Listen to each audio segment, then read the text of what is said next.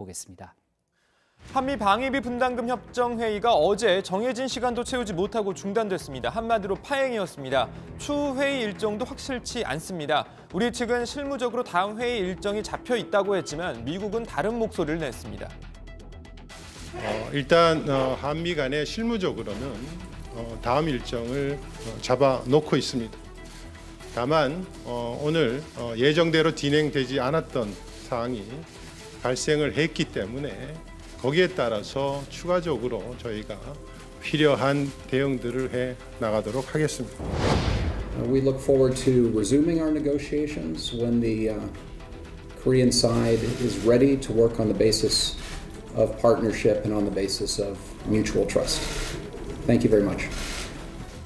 그러니까 우리 측의 설명을 바탕으로 드하트 대표의 발언을 해석해보자면 새로운 제안을 내놓지 않는다면 정해진 일정도 따를 생각이 없다라는 겁니다. 자, 어제 미국 드하트 대표의 발언을 들어보면 회의 파행을 우리 측에 떠넘기는 듯한 분위기가 곳곳에서 묻어났습니다.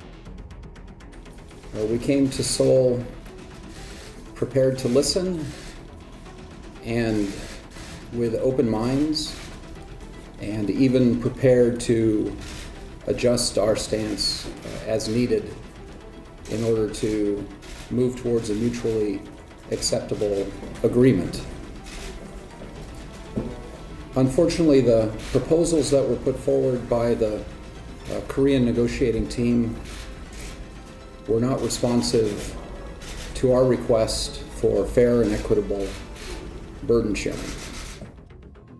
그러니까 우리는 양보도 할 생각이 있었고 협상도 제대로 하고 싶었는데 한국이 협조를 안 해줘서 더 이상 회의를 할 수 없어서 그냥 가는 거다, 뭐 이런 겁니다. 자, 그런데 미국이 이미 사전에 회의를 파행으로 몰고 갈 계획을 세웠을 가능성이 있다라는 이야기가 나오고 있습니다.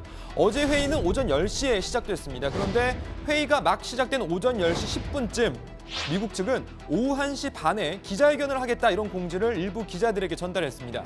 참고로 회의는 오후 5시까지 진행될 예정이었습니다. 자, 그러니까 회의가 시작된 지 얼마 되지도 않아서 기자회견을 공지하고 심지어 기자회견 시간은 예정대로면 회의가 한창 진행될 시간이고 딱 봐도 예사롭게 보이지 않죠. 자, 결과적으로 회의는 11시 40분쯤 미국 측의 요구로 중단됐고 드하트 대표는 처음 공지한 기자회견 시간보다 1시간 정도 빠른 12시 40분쯤 회견문을 낭독했습니다. 처음부터 회의를 중간에 끝낼 마음을 먹고 회의에 임했을 가능성이 크다는 겁니다. 어제도 전해드렸지만 해리스 주한 미국 대사가 우리 정부와 또 국회 측 주요 인사들을 관저로 불러 분담금 인상 요구를 요구하는 것도 자, 그렇고 어제 회의 중단 요구도 그렇고 외교 결례, 무례로 지적되고 있습니다.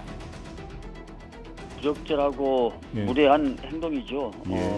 외교상 그 결례라고 판단됩니다. 일방적 주장만 하고 이른바 미국식 벼랑 끝 전술을 구사한 것이 아닌가 이런 생각을 해봅니다. 자, 벼랑 끝 전술, 북한의 주특기인 줄만 알았는데 미국도 벼랑 끝 전술을 쓰는 건가요? 자, 그것도 동맹국을 상대로 말이죠. 진짜 벼랑 끝까지 가겠다는 건지 마크 에스퍼 미국 국방장관 어제 필리핀에서 또다시 한국이 더 많은 기여를 해야 한다라고 압박했습니다.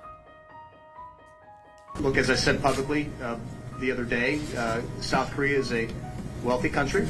They can and should contribute more. 자, 이 자리에서는 주한미군 철수 또는 감축 가능성을 묻는 질문도 나왔는데요. 언론 보도에 따르면 에스퍼 장관 이렇게 답변했습니다. 방위비 분담금 협상을 주도하는 것은 국무부입니다. 나는 감축할지도 안 할지도 모르는 일에 예측하거나 추측하지는 않을 것입니다. 네, 뭐 그냥 언뜻 들으면 원론적인 이야기 같지만 곰곰이 생각해보면 굉장히 아리송한 답변입니다. 주한미군 철수나 감축 가능성이 없으면 그냥 없다라고 하면 그만인데 줄일지 안 줄일지 모른다라는 말은 분명 애매한 대답입니다. 자, 물론 가능성은 낮지만 혹시 미국이 주한미군 감축 카드를 협상 테이블에 내미는 게 아니냐 이런 우려가 나오고 있습니다. 다행히도 현재까지는 주한미군 관련 언급은 회의에서 나오지 않았다고 합니다. 미국 측에서 주한미군의 현재 상태의 변경이라든지 뭐 예를 들어서 주한미군 감축이라든지 철수 혹시 이런 식의 언급은 없었는지 확인 부탁드립니다. 주한미군과 관련된 언급은 지금까지 한 번도 논의된 바가 전혀 없습니다.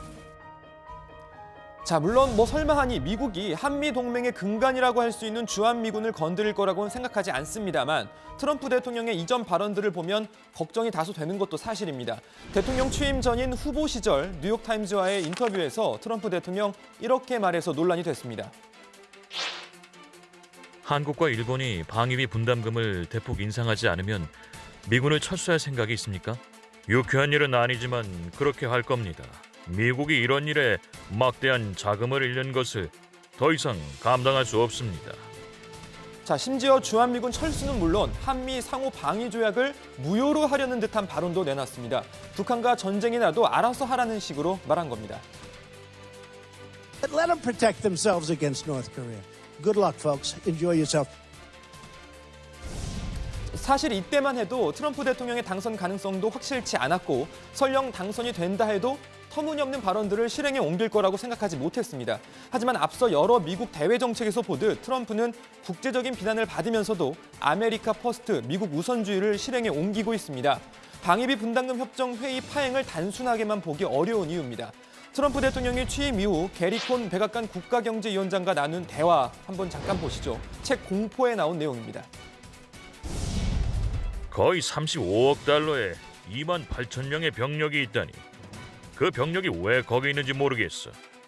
모두 이리 데려오자고. 그럼 대통령님, 밤에 안심하고 잠을 잘 자려면 그 지역에 대해 어떻게 해야 되겠습니까? 난 아무것도 필요 없어. 나는 아기처럼 잘 잘 거야.